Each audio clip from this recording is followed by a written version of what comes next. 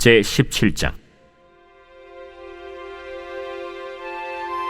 아브라함이 99세 때에 여호와께서 아브라함에게 나타나서 그에게 이르시되, 나는 전능한 하나님이라. 너는 내 앞에서 행하여 완전하라. 내가 내 언약을 나와 너 사이에 두어 너를 크게 번성하게 하리라. 아브라함이 엎드렸더니 하나님이 또 그에게 말씀하여 이르시되, 보라, 내 언약이 너와 함께 있으니 너는 여러 민족의 아버지가 될지라. 이제 후로는 내 이름을 아브라함이라 하지 아니하고 아브라함이라 하리니 이는 내가 너를 여러 민족의 아버지가 되게 함이니라. 내가 너로 심히 번성하게 하리니 내가 네게서 민족들이 나게 하며 왕들이 네게로부터 나오리라. 내가 내 언약을 나와 너 및 네 대대 후손 사이에 세워서 영원한 언약을 삼고 너와 네 후손의 하나님이 되리라. 내가 너와 네 후손에게 네가 거류하는 이 땅 곧 가나안 온 땅을 주어 영원한 기업이 되게 하고 나는 그들의 하나님이 되리라. 그런즉 너는 내 언약을 지키고 내 후손도 대대로 지키라. 너희 중 남자는 다 할례를 받으라. 이것이 나와 너희와 너희 후손 사이에 지킬 내 언약이니라. 너희는 포피를 베어라. 이것이 나와 너희 사이의 언약의 표징이니라.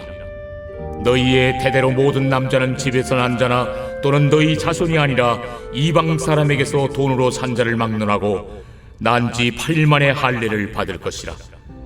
너희 집에서 난 자든지 너희 돈으로 산 자든지 할례를 받아야 하리니 이에 내 언약이 너희 살에 있어 영원한 언약이 되려니와 할례를 받지 아니한 남자 곧 그 포피를 베지 아니한 자는 백성 중에서 끊어지리니 그가 내 언약을 배반하였음이니라. 내 아내 사례는 이름을 사례라 하지 말고 사라라 하라. 내가 그에게 복을 주어 그가 내게 아들을 낳아주게 하며 내가 그에게 복을 주어 그를 여러 민족의 어머니가 되게 하리니 민족의 여러 왕이 그에게서 나리라. 아브라함이 엎드려 웃으며 마음속으로 이르되, 100세 된 사람이 어찌 자식을 낳을까? 사라는 90세니 어찌 출산하리요? 아브라함이 이에 하나님께 아뢰되, 이스마엘이나 하나님 앞에 살기를 원하나이다. 아니라 내 아내 사라가 내게 아들을 낳으리니 너는 그 이름을 이삭이라 하라. 내가 그와 내 언약을 세우리니 그의 후손에게 영원한 언약이 되리라. 이스마엘에 대하여는 내가 네 말을 들었나니 내가 그에게 복을 주어 그를 매우 크게 생육하고 번성하게 할지라. 그가 12두령을 낳으리니 내가 그를 큰 나라가 되게 하려니와 내 언약은 내가 내년 이 시기에 사라가 내게 낳을 이삭과 세우리라. 하나님이 아브라함과 말씀을 마치시고 그를 떠나 올라가셨더라. 이에 아브라함이 하나님이 자기에게 말씀하신 대로 이날에 그 아들 이스마엘과 집에서 태어난 모든 자와 돈으로 산 모든 자 곧 아브라함의 집사람 중 모든 남자를 데려다가 그 포피를 베었으니 아브라함이 그의 포피를 벤 때는 99세였고 그의 아들 이스마엘이 그의 포피를 벤 때는 13세였더라. 그날에 아브라함과 그 아들 이스마엘이 할례를 받았고 그 집의 모든 남자 곧 집에서 태어난 자와 돈으로 이방 사람에게서 사온 자가 다 그와 함께 할례를 받았더라.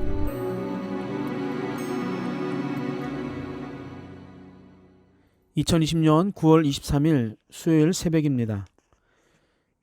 주일 말씀을 들으며 다짐했던 마음을 다시 한번 돌아보는 하루가 되었으면 좋겠습니다. 오늘 함께 볼 말씀은 창세기 17장 말씀입니다. 17장은 하나님께서 99세가 된 아브람에게 나타나셔서 나는 전능한 하나님이니 내 앞에서 행하여 완전하라고 말씀을 하시며 시작을 합니다. 그리고 하나님과 아브람 사이에 언약을 두어서 크게 번성하게 하시겠다는 말씀도 해 주십니다. 그런 하나님의 말씀에 엎드린 아브람에게 또다시 말씀하시기를 이제부터 내 이름을 아브람이라 하지 말고 여러 민족의 아버지가 될 것이기 때문에 너의 이름을 아브라함이라고 하시겠다라고 말씀을 하십니다. 갑자기 나타나셔서 이름을 바꾸시겠다는 것이죠. 그리고 크게 번성케 하시겠다는 말이 내게서 민족들이 나오고 왕들이 너에게서부터 나오는 것임을 설명해 주고 계십니다. 그리고 하나님의 언약은 깨어지거나 순간적인 것이 아니라 영원한 언약임과 또 하나님이 아브라함과 자손들의 하나님이 되어 주시겠다라고, 또한 너가 거주하는 가나안 땅을 주어서 영원한 기업이 되게 하시겠다라고 공포를 하십니다. 세상을 살면서 잠시 동안의 번성도 얼마나 행복한지요. 그런데 그 번성이 나는 물론이고 나의 후대까지 미치게 하시겠다라는 그런 하나님의 말씀은 아브라함의 가슴을 뛰게 하기에 충분했을 것입니다. 그런데 그 약속을 하시면서 아브라함인 너가 할 것이 한 가지 있는데 그것은 언약을 지키라는 것입니다. 너는 물론이고 내 후손도 대대로 지켜야 한다라고 말씀을 합니다. 그렇게 말씀하신 후 첫 번째 말씀하시는 것이 남자는 다 할례를 받으라고 하십니다. 그것이 언약의 표징이기 때문이랍니다. 그렇지 않는 자는 언약을 지키지 않는 것으로 간주하시고 하나님의 백성 중에서 끊어지게 될 것이라고 말씀을 하세요. 복을 주시고 땅을 주시겠다는 약속에 비해 아브라함이 해야 할 일은 그리 커 보이지 않습니다. 과연 아브라함은 어떻게 했을까요? 23절을 보면 이렇게 나오죠. 이에 아브라함이 하나님이 자기에게 말씀하신 대로 이날에 그 아들 이스마엘과 집에서 태어난 모든 자와 돈으로 산 모든 자, 곧 아브라함의 집 사람 중 모든 남자를 데려다가 그 포피를 베었으니. 아멘. 아브라함은 12절에서 말씀하신 그 하나님의 말씀대로 반응을 합니다. 사랑하는 성도 여러분들, 아브라함의 순종은요 즉각적이었고 또한 정확했습니다. 우리의 순종도 즉각적이고 정확해야 합니다. 세상의 기준은 여러 가지일 수 있습니다. 조금의 오차가 허용되는 것도 있지만 그렇지 않은 것도 있다는 것이죠. 세상에서도 타이밍이 중요하고 정확성이 중요합니다. 앞차와 충돌하지 않기 위해서는 충돌 전 브레이크를 밟아야 합니다. 충돌 후 브레이크를 밟는 것은요 타이밍상 맞지가 않습니다.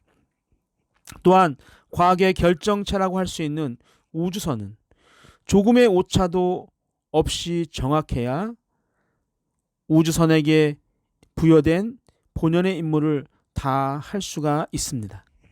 그렇지 않으면 공중에서 폭발이 일어나거나 또한 우주 미아가 될 수가 있습니다. 우리가 믿음 생활을 하면서 주시는 말씀에 반응하는 속도는 어떤지 한번 살펴보길 원합니다. 하나님, 오늘이 아니라 내일 할게요. 하나님, 이 정도만 하면 되지 않을까요? 우리의 순종이 즉각적이지도 또 정확하지도 않다면 그것은 올바른 행함도 올바른 순종도 아니라 할 수가 있습니다. 그러나 이 즉각적이고 정확한 순종은 참 어려운 것 같습니다. 하나님이 주시는 마음이 분명히 있음에도 불구하고 내 건강을 생각하고 때로는 내 능력을 생각하고 때론 가족과 또한 성도님들의 형편을 생각하다 보면 제대로 하지 못하는 경우가 참 많은 것 같습니다. 여러분, 아브라함이 순종한 나이가 무려 99세였습니다. 하나님의 말씀을 순종하면서 조금 후회할 수도 있었고 또 하나님 말씀하신 모든 사람들에게 표피를 베는 그 사건 가운데서 이제 내 나이 99세인데 나는 하지 않아도 되지 않을까라는 생각을 할 수도 있었지만 아브라함은 하나님의 말씀에 즉각적이고 정확하게 순종하는 것을 봅니다. 이 말씀을 통해서 우리가 어떠한 모습으로도 하나님의 말씀에 즉각적이고 정확한 순종을 거부할 이유가 없다는 것을 우리가 알 수가 있습니다. 나에게 주시는 그 말씀에 즉각적이고 정확한 순종을 하는 산돌교 모든 성도님들의 삶이 되시기를 주님의 이름으로 축복합니다. 우리 함께 기도할 제목은요, 하나님 말씀에 즉각적이고 정확하게 순종하는 성도와 교회가 되게 하옵소서. 두 번째, 산돌교회 성도들의 건강, 또 가정, 직장, 사업장을 어려움으로부터 지켜 주옵소서. 함께 기도하겠습니다.